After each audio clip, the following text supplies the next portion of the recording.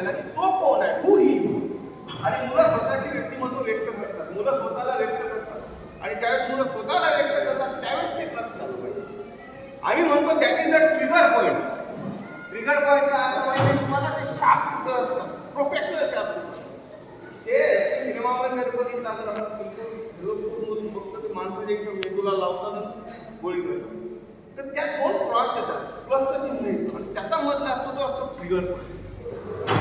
यामध्ये तुमचा मुलगा तर एक रेष आहे पर्सनॅलिटीची आणि दुसरी जी आडवी रेष आहे ती आहे इमोशन.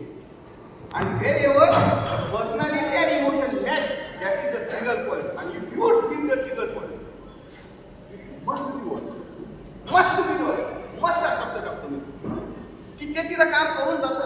तुम्हाला एक्झाम्पलला सांगतो. आता तुम्हाला एक थोडंसं सायकोलॉजिकली डीपमध्ये जर गेलं तर तुमच्या नंतर लक्षात पहिले मी लागतो मुलं व्यक्त कशी करतो. For example to see someone हा एक प्रकार आहे.